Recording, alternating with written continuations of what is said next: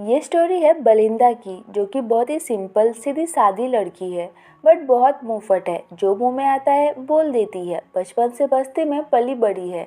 Mom की बहुत पहले ही डेथ हो गई थी और उसने अपने डैड को कभी देखा नहीं, तो उसे पता नहीं कि वो जिंदा है भी या नहीं। बट देन एक दिन उसकी लाइफ पूरी चेंज हो जाती है जब उसे पता चलता है कि उसके डैड जिंदा है और एक बहुत बड़े बिजनेसमैन है, और वो उसे सालों से ढूंढ रहे हैं। बहुत ढूंढने के बाद फाइनली डैड को वो मिल गई होती है। डैड ने अपने पर्सनल लॉयर जेकब को उसे लाने भेजा होता है। बलिंदा के आने की खुशी में पूरे घर की साफ सफाई की जाती है, सब कुछ अच्छे से रखा जाता है। जेकब और बलिंदा के लिए गेट ओपन किया जाता है। बलिंदा बहुत नर्वस होती है और वो जब भी नर्वस होती है उसे उल्टी आती है। वो जेकब से कहती है, मुझे देखकर तुम्हें भी उल्टी आ रही है ना? जेकब कुछ नहीं कहता। वो जल्दी से बॉडी स्प्रे निकाल कर स्प्रे करती है। ड्राइवर का दम घुटने लगता है एंड जेकब जितना हो सके उतना सेंट को अवॉइड करने की कोशिश करता है। अपने आसपास के नज़ारे देखकर बलिंदा हैरान हो जाती है। उसे तो यकीन ही नहीं होता कि उसके डैड इतने अमीर है। ड्राइवर थूकता है जो कि सीधे उसके मुंह पर लगता है। चुपचाप अंदर बैठ जाती है। घर आ जाता है। बलिंदा कार से बाहर आती है। वो हाउस हेल्पर को अपना लगेज उठाने नहीं देती, खुद का काम खुद ही करना चाहती थी, बट हाउस हेल्पर उसे ऐसा करने नहीं देती। जेकब उसे अंदर लाता है, अपनी फैमिली से मिलने बोलता है। उसने अपने डैड को पहले कभी देखा नहीं था, तो पास ही खड़े एक स्टाफ मेंबर को डैड समझकर हक कर लेती है। रोते रोते कहती है, मैंने आपको बहुत मिस किया। उसकी बातों से स्टाफ भी इमोशनल हो जाता है, वो भी रोने लगता है। सभी कंफ्यूज होते हैं कि ये क्या चल रहा है। जेकब उसे रोकता है, कहता है ये तुम्हारे डैड नहीं है। ये सुनकर बलिंदा चुप हो जाती है। तभी बलिंदा के रियल डैड मिस्टर एनरिको आते हैं। अपनी बेटी को देखकर बहुत खुश होते हैं, उसे हक करते हैं। बलिंदा कहती है, मैंने भी उनसे जो भी कहा ना वो सब आपके लिए था। डैड स्माइल करते हैं। देन बलिंदा अपनी स्टेप मॉम मैटिल्डा से मिलती है। वो भी बड़े प्यार से उसे वेलकम करती है। देन वो अपनी बेटी कैथरीन को बलिंदा से मिलवाती है। कैथरीन की नजरें सीधे बलिंदा के पैरों पर पड़ती है। उसने शूज नहीं पहने थे, प्लस उसके पैर भी बहुत गंदे थे। कैथरीन उसका मजाक उड़ाने लगती है। बलिंदा कहती है, शूज बहुत गंदे हो गए थे इसलिए बाहर ही रख दिए। मॉम कैथरीन को डांटती है। रूड बिहेवियर के लिए बलिंदा से माफी मांगने बोलती है। कैथरीन बिना सॉरी बोले एटीट्यूड दिखाकर चली जाती है। उतने में जेकब जल्दी से बलिंदा के शूज लाकर देता है। इतनी लॉन्ग जर्नी से बलिंदा थक गई होगी, ये सोचकर मॉम मेन हाउस हेल्पर मोनिना को बुलाती है। बलिंदा को उसका रूम दिखाने बोलती है। मोनिना बलिंदा को उसे फॉलो करने बोलती है। जेकब को देखते ही उसके एक्सप्रेशन चेंज हो जाते हैं। उसके सामने स्वीट बन जाती है क्योंकि वो उसे लाइक करती है। बेचारी का क्यूट सा मोमेंट बलिंदा खराब कर देती है, ये कहकर, यार इस घर में एक बस तुम ही हो जिसका चेहरा जाना पहचाना लग रहा है। हमारी बस्ती में तुम्हारे जैसे दिखने वाले बहुत लोग हैं। अपने क्रश जेकब के सामने इंसल्ट तो हो ही गई थी, अब यहाँ रुकने का कोई मतलब नहीं था। वो बलिंदा को लेकर जाती है, उसे उसका रूम दिखाती है। इतना बड़ा और सुंदर रूम बलिंदा ने अपने सपने में भी नहीं देखा था। वो बहुत एक्साइटेड हो जाती है। मोनिना से कहती है, ये बेड तो बहुत बड़ा है, इस और मैं सो जाऊंगी और तुम इस और सो जाना। मोनिना को उसके साथ रहने में कोई इंटरेस्ट नहीं था। वो उसकी बातों को इग्नोर करके वर्चुअल असिस्टेंट शिराशा को लाइट ऑन करने बोलती है। शिराशा को मोनिना का कमांड समझ नहीं आता, वो उसे फिर से रिपीट करने बोलती है। मोनिना इरिटेट होकर कहती है, तुम चाहते हो मैं तुम्हें रिक्वेस्ट करूं? मैंने कहा जल्दी से लाइट ऑन करो। हमारी बेचारी गांव की सीधी सादी बलिंदा डर जाती है कि ये शिराशा कौन है।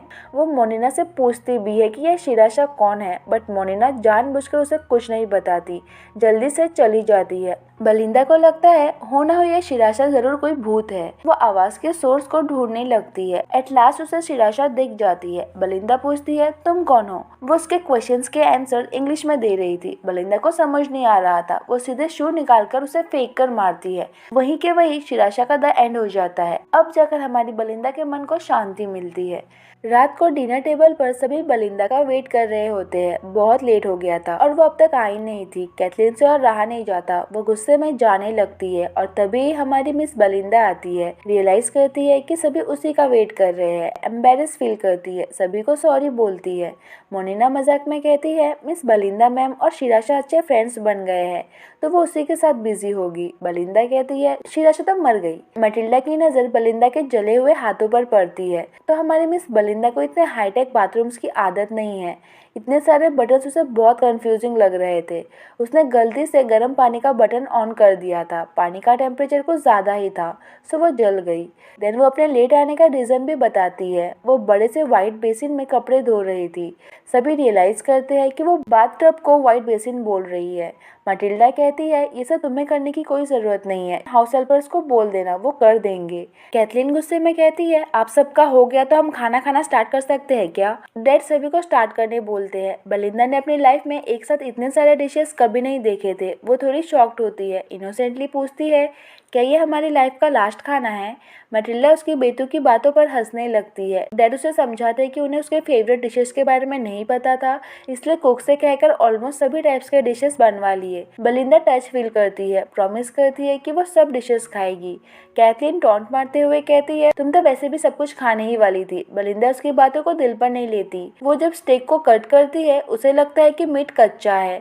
वो सभी को वहीं के वहीं रुकने बोलती है। कैथलीन इरिटेट होकर कहती है इसे ऐसे ही खाया जाता है, मीडियम रॉ का नाम सुना है कभी? बेलिंदा कहती है ये मीडियम नहीं, पूरा का पूरा कच्चा है। डैड मोनिना को बेलिंदा के लिए फुल्ली कुक्ड स्टेक लाने बोलते हैं। बेलिंदा किसी को परेशान करना नहीं चाहती थी, सो वो मोनिना को रोकने लगती है, बट मोनिना भी कहाँ सुनने वाली थी। उससे प्लेट छीनने लगती है एंड इसी चक्कर में प्लेट सीधे जाकर मोनिना के मुंह पर लगता है।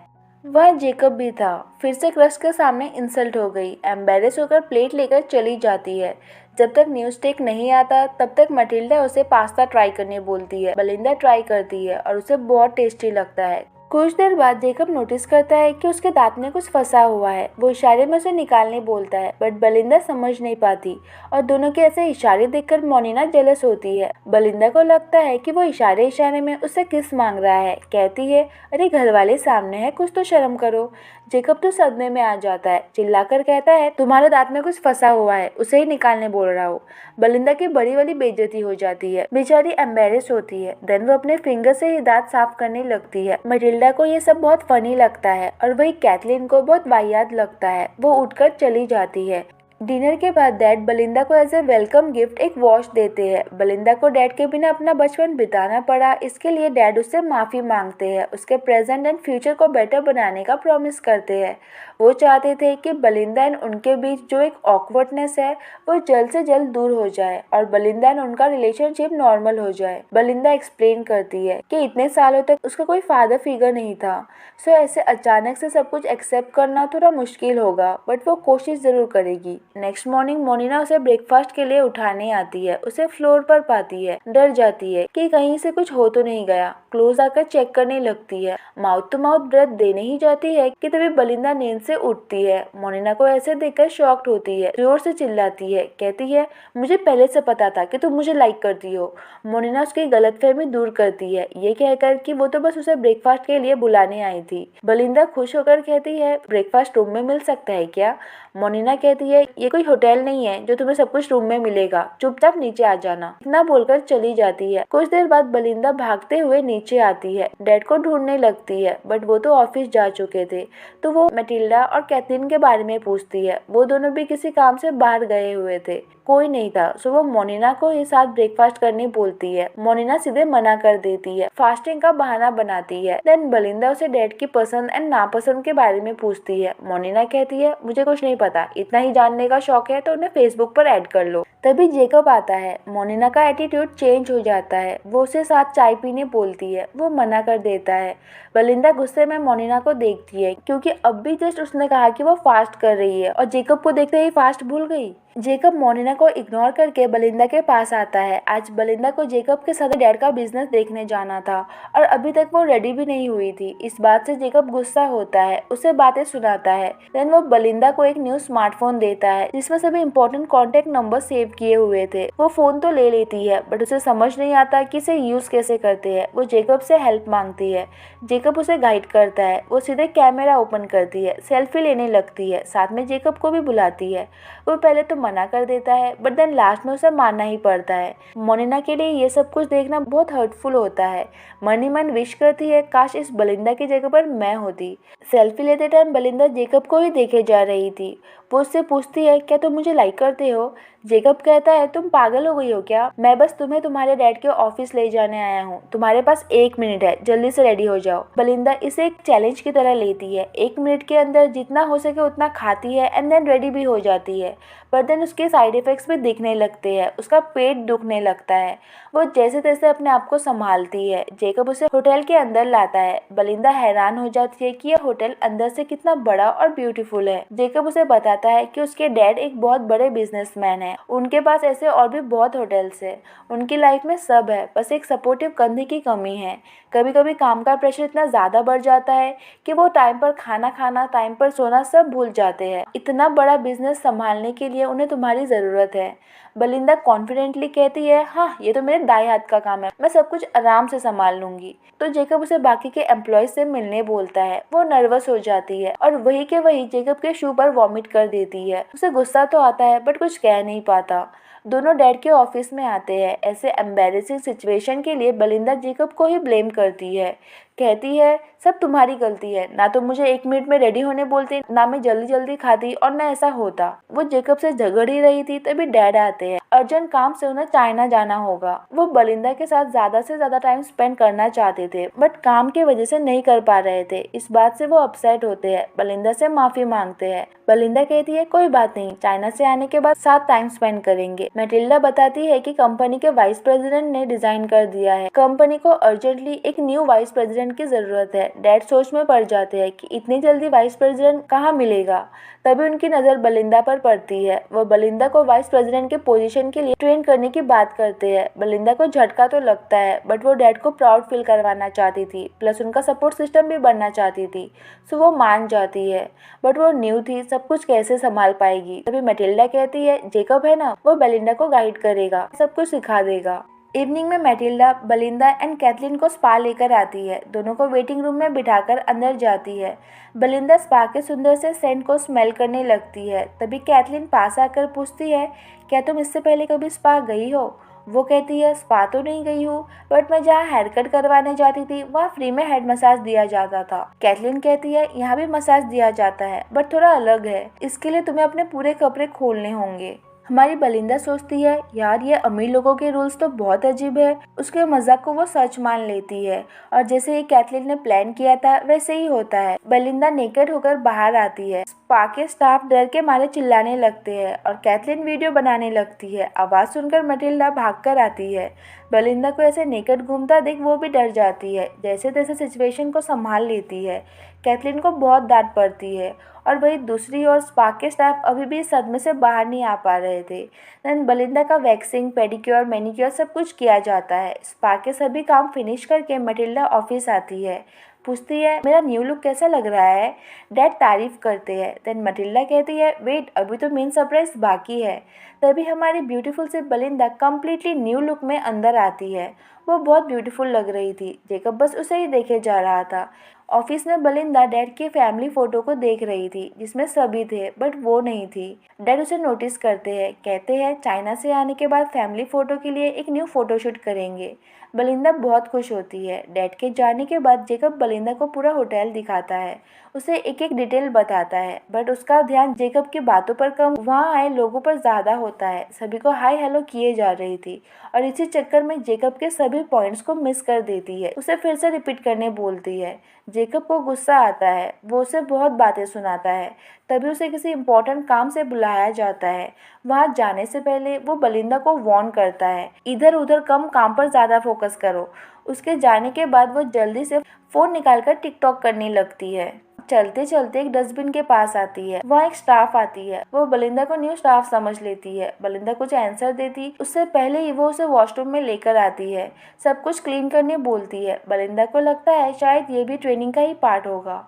वो आराम से सब कुछ करने लगती है। कुछ देर बाद जेकब उसे ढूंढते हुए आता है। उसे ऐसे देखकर शॉक्ड होता है। स्टाफ से कहता है क्या तुम्हें पता ये कौन है। ऑब्वियसली उसे नहीं पता था। जेकब बेलिंदा को इंट्रोड्यूस करवाता है। स्टाफ मेंबर डर जाती है और बार बार उससे माफी मांगती है। बेलिंदा कहती है कोई बात नहीं, मुझे ये सब काम करने की आदत है। जेकब उसे फिर से बातें सुनाता है, ऐसे किसी को भी फॉलो करने मना करता है।